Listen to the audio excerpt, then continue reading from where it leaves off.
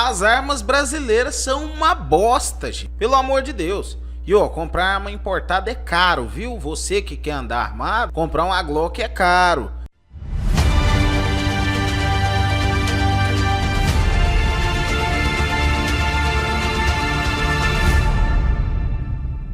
E aí, pessoal, tudo bem? Hoje nós vamos falar sobre cidadão armado. É isso aí, hoje nós vamos falar sobre armamento, nós vamos falar um pouco sobre o assunto que é preferido dessa turma do Bolsonaro, dessa turma aí que acredita que resolve as coisas na bala, né? Vamos falar sobre armamento, porque eu moro numa cidade muito pequena, comparada a muita cidade aqui, que tem 60 mil habitantes só. E nessa minha cidade aqui, o índice de assalto à mão armada, o índice de homicídio é ridículo, é baixíssimo. E aí eu fico pensando assim, uma pessoa que mora numa cidade igual essa aqui, querer andar armado é muito mais vontade de andar armado do que necessidade de andar armado. E uma pessoa que tem vontade de andar armado é justamente a pessoa que não deveria andar armado, porque esse tipo de pessoa está precisando compensar algo que está faltando a ele, ou qualquer coisa desse tipo, talvez alguma parte que não foi bem desenvolvida, que não está no tamanho legal aí. Eu não sei exatamente o que é, mas esse pessoal tenta usar a arma para compensar certas coisas. E a parte mais intrigante disso tudo é que, infelizmente, a mídia tem um papel muito relevante nisso, tem um papel muito importante, que é o quê? Os oligopólios da mídia, eles transformam essa situação no que a gente vê hoje. Imaginem que tudo que é noticiado na TV sai do Rio de Janeiro ou de São Paulo. E isso sai... Eu moro no Mato Grosso, em Barra do Garça, mas tem gente que mora no Goiás, tem gente que mora no Ceará, tem gente que mora em várias partes, recebe todo dia notícia, novela, jornal, tudo vindo de São Paulo e do Rio de Janeiro. Então é natural que a pessoa assista o Datena, a pessoa assista o finado Marcelo Rezende, a pessoa assista uma série dessas reportagens do que está acontecendo, a guerra das favelas, do que está acontecendo, as trocas de tiro lá em cima, e acredite que isso realmente seja a realidade que ele está vivendo. Então ele começa a ter a realidade de uma favela do Rio de Janeiro projetada dentro da sua casa todo santo dia. E aí ele começa a achar que uma pacata cidade está vivendo na mesma situação de uma favela, está vivendo na mesma zona de guerra que algum lugar vai estar. E ele começa a acreditar mesmo naquilo, começa a querer andar armado, começa a querer se proteger de um perigo que realmente não existe. Eu vou justificar a minha afirmativa sobre esse perigo que não existe, dizendo o seguinte: uma pessoa que anda armada com medo de ser assaltado em uma cidade que nunca acontece assaltos, ou que muito raramente acontece assaltos, não se justifica esse cuidado que ele está querendo ter. Uma vez que, se essa arma está na cintura dele, pode causar muito mais problemas para a pessoa do que salvar ele, porque durante toda a vida dele na cidade que ele mora, ele não precisou de uma arma para se defender, ele não precisou de uma arma para garantir a vida dele ou para garantir a vida do familiar dele. E isso eu não estou falando todo mundo, eu estou falando a esmagadora maioria das pessoas. E isso é muito necessário que fique bem claro, porque a maioria das pessoas vão tentar colocar como exceção a regra, entendeu? Eles vão falar assim, não, mas o meu tio, o meu primo, não sei lá onde, foi assaltado e morreu. Aí ele coloca a exceção como regra. E via de regra, principalmente nas cidades do interior, pelo menos na cidade que eu moro, na cidade que a maioria das pessoas que eu conheço mora, é bastante seguro.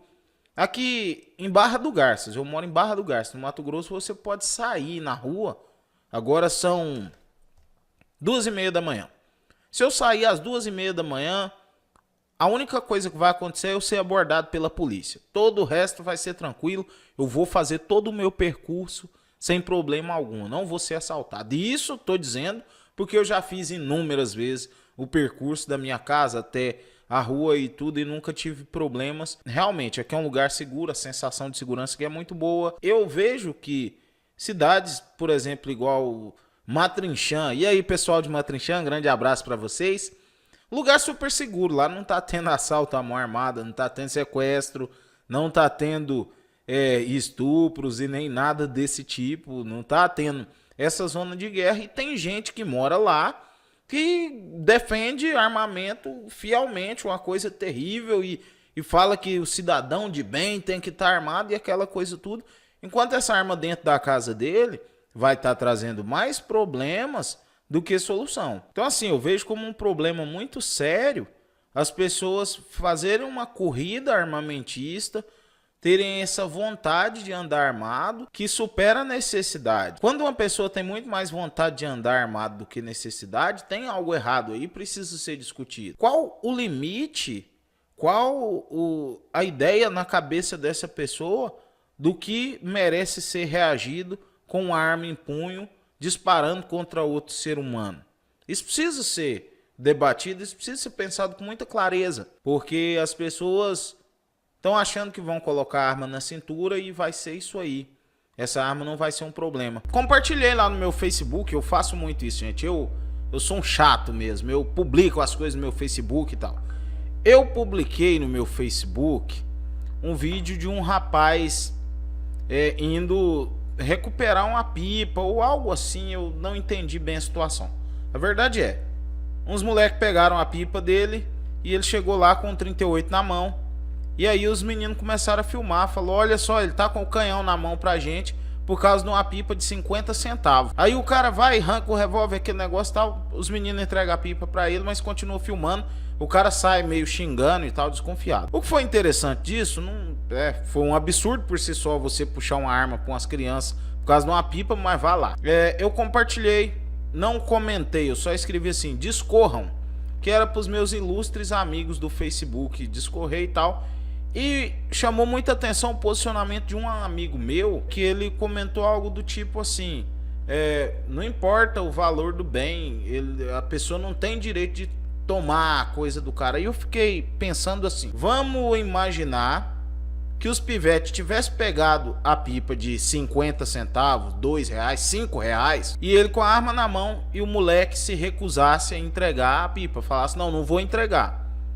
Ele ia ficar se cagando com a porcaria da arma na mão? Ele não ia atirar? Porque ele tava com a arma na mão, o cara desafiou ele. Ele ia atirar? E se ele tivesse atirado, ele teria atirado em alguém por causa de uma pipa de 50 centavos. Vocês conseguem entender o tanto que isso é esquisito? O tanto que a pessoa com a ideia dessa tá com um coração ruim, um coração carregado de maldade, a ponto de acreditar que é correto a ideia de alguém matar o outro por causa de uma pipa de 50 centavos. É esse o mundo que nós vivemos. Uma coisa que precisa ser ressaltada sobre o mercado de armas também é que as armas brasileiras são uma bosta, gente. Pelo amor de Deus. E comprar arma importada é caro, viu? Você que quer andar armado, comprar uma Glock é caro. Comprar uma arma importada é caro. E comprar as armas nacional não adianta, porque a Taurus trava na mão dos policial, que todo mundo sabe. Tem um monte de vídeo aí na internet para você ver. Essa porcaria não funciona, tá bom? Então assim que você comprar a porcaria da sua arma nacional, ela vai travar na sua mão e você não vai conseguir reagir, ou melhor, você não vai conseguir matar aquela pessoa que você queria matar, tá bom? Repense. Você tem mais vontade de andar armado ou mais necessidade? Grande abraço.